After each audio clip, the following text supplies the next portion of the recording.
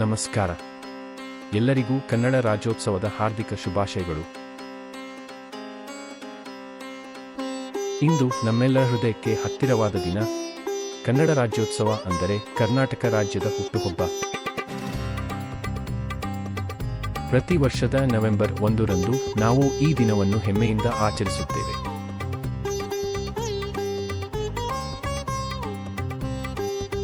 ಆದರೆ ನೀವು ಯೋಚಿಸಿದ್ದೀರಾ, ಏಕೆ ಈ ದಿನವನ್ನು ಕನ್ನಡ ರಾಜ್ಯೋತ್ಸವ ಎಂದು ಆಚರಿಸುತ್ತೇವೆ? ನಮ್ಮ ಕರ್ನಾಟಕ ಹೇಗೆ ಹುಟ್ಟಿತು? ಈ ವಿಡಿಯೋದಲ್ಲಿ ನಾವು ರಾಜ್ಯೋತ್ಸವದ ಇತಿಹಾಸ, ಕರ್ನಾಟಕದ ಸೌಂದರ್ಯ, ಸಂಸ್ಕೃತಿ ಹಾಗೂ ನಮ್ಮ ಹೆಮ್ಮೆಯ ಪರಂಪರೆಗಳ ಬಗ್ಗೆ ಮಾತನಾಡೋಣ.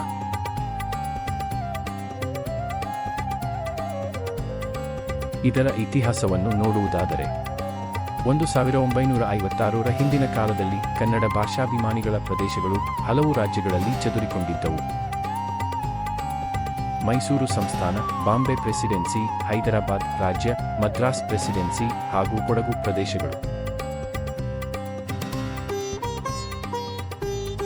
ಆದರೆ ಎಲ್ಲರಲ್ಲೂ ಒಂದು ಹೃದಯದ ಆಶೆ ಇತ್ತು: ಎಲ್ಲ ಕನ್ನಡಿಗರು ಒಟ್ಟಿಗೆ ಒಂದೇ ರಾಜ್ಯದಲ್ಲಿ ಇರಬೇಕು.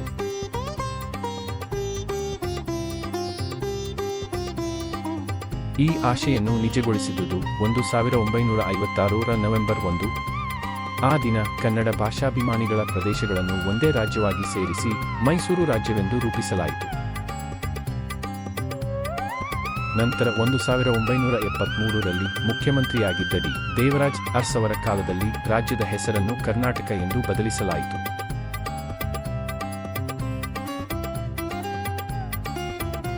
ಅಂದಿನಿಂದ ನವೆಂಬರ್ 1ರಂದು ಕನ್ನಡ ರಾಜ್ಯೋತ್ಸವವೆಂದು ಆಚರಿಸುತ್ತೇವೆ.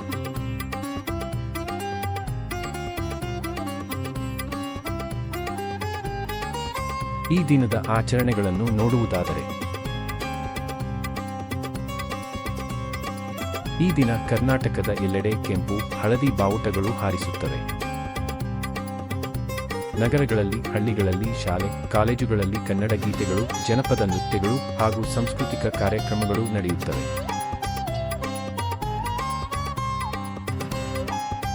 ಸರ್ಕಾರವು ಈ ದಿನ ರಾಜ್ಯೋತ್ಸವ ಪ್ರಶಸ್ತಿಗಳನ್ನು ಘೋಷಿಸುತ್ತದೆ.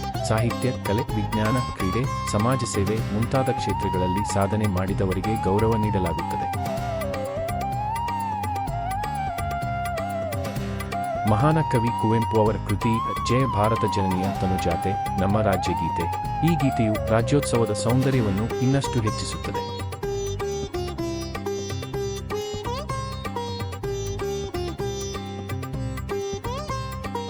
ಕರ್ನಾಟಕದ ಪರಿಚಯ ನೋಡುವುದಾದರೆ, ಕರ್ನಾಟಕವು ಭಾರತದ ದಕ್ಷಿಣ ಪಶ್ಚಿಮ ಭಾಗದಲ್ಲಿ ಇದೆ. ಉತ್ತರಕ್ಕೆ ಮಹಾರಾಷ್ಟ್ರ ಮತ್ತು ಗೋವಾ, ದಕ್ಷಿಣಕ್ಕೆ ಕೇರಳ ಮತ್ತು ತಮಿಳುನಾಡು, ಪೂರ್ವಕ್ಕೆ ತೆಲಂಗಾಣ ಮತ್ತು ಆಂಧ್ರ ಪ್ರದೇಶ, ಪಶ್ಚಿಮಕ್ಕೆ ಅರೇಬಿಯನ್ ಸಮುದ್ರ. ಕರ್ನಾಟಕವು ನೈಸರ್ಗಿಕ ಸೌಂದರ್ಯದ ನಾಡು.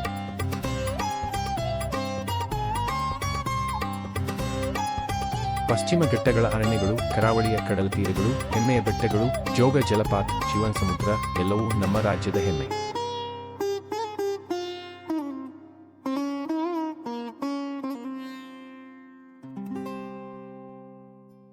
ಕರ್ನಾಟಕದ ಇತಿಹಾಸ ಮತ್ತು ಸಂಸ್ಕೃತವನ್ನು ನೋಡುವುದಾದರೆ,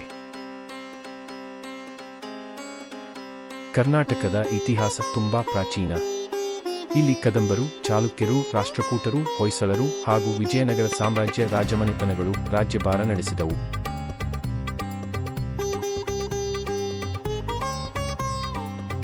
ಹಂಪಿ, ಪಟ್ಟದಕಲ್, ಬೇಲೂರು, ಹಳೇಬೀಡು ದೇವಾಲಯಗಳು, ಮೈಸೂರು ಅರಮನೆ ಇವು ನಮ್ಮ ಶಿಲ್ಪಕಲೆಯ ಅಮೂಲ್ಯ ಸಂಪತ್ತು. ಜನಪದ ಕಲೆಗಳಲ್ಲಿ ಯಕ್ಷಗಾನ, ಡೊಳ್ಳು ಕುಣಿತ, ಕಂಬಳ, ಭೂತಾರಾಧನೆ ಮುಂತಾದವು ಕರ್ನಾಟಕದ ಹೃದಯವನ್ನು ತೋರಿಸುತ್ತವೆ.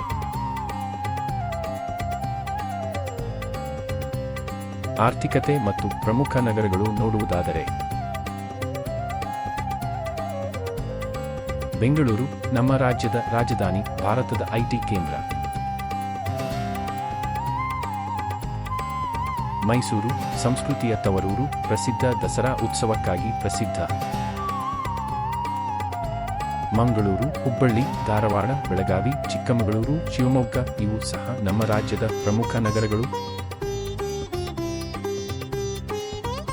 ಕಾಫಿ, ಅಕ್ಕಿ, ಹತ್ತಿ, ಸಕ್ಕರೆ ನಮ್ಮ ಆರ್ಥಿಕ ಬಲದ ನಾಂದಿ. ಚಿಕ್ಕಮಗಳೂರಿನ ಕಾಫಿ ವಿಶ್ವಪ್ರಸಿದ್ಧ.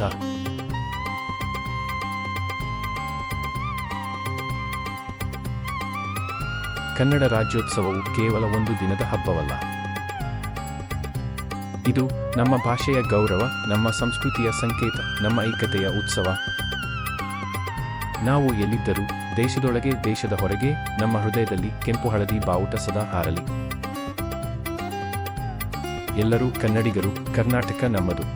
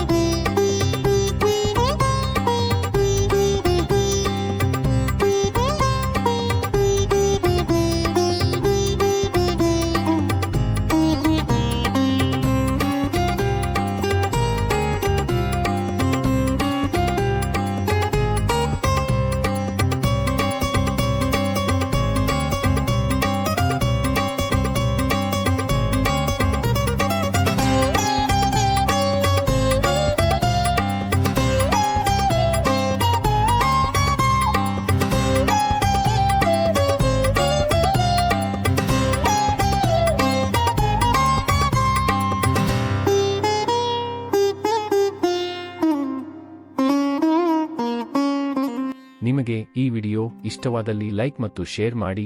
ಈ ರೀತಿಯ ಹೆಚ್ಚಿನ ವಿಡಿಯೋಸ್ಗಳಿಗಾಗಿ ನನ್ನ ಯೂಟ್ಯೂಬ್ ಚಾನೆಲ್ ಅನ್ನು ಸಬ್ಸ್ಕ್ರೈಬ್ ಮಾಡಿ. ಧನ್ಯವಾದಗಳು.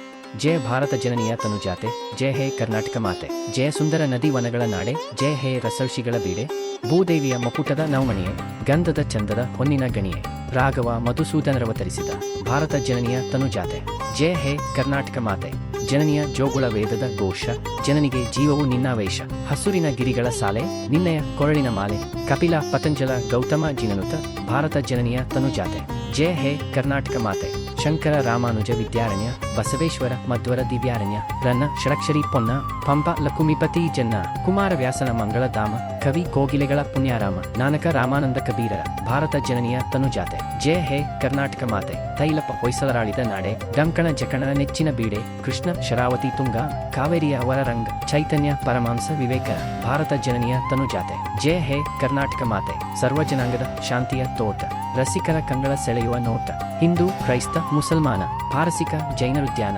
ಜನಕನ ಹೋಲುವ ದೊರೆಗಳ ಧಾಮ, ಗಾಯಕ ವೈಣಿಕರ ರಾಮ, ಕನ್ನಡ ನುಡಿ ಕುಣಿದಾಡುವ ಗೇಹ, ಕನ್ನಡ ತಾಯಿಯ ಮಕ್ಕಳ ದೇಹ, ಜಯ ಭಾರತ ಜನನಿಯ ತನುಜಾತೆ, ಜಯ ಹೇ ಕರ್ನಾಟಕ ಮಾತೆ, ಜಯ ಸುಂದರ ನದಿ ವನಗಳ ನಾಡೆ, ಜಯ ಹೇ ರಸಋಷಿಗಳ ಬೀಡೆ.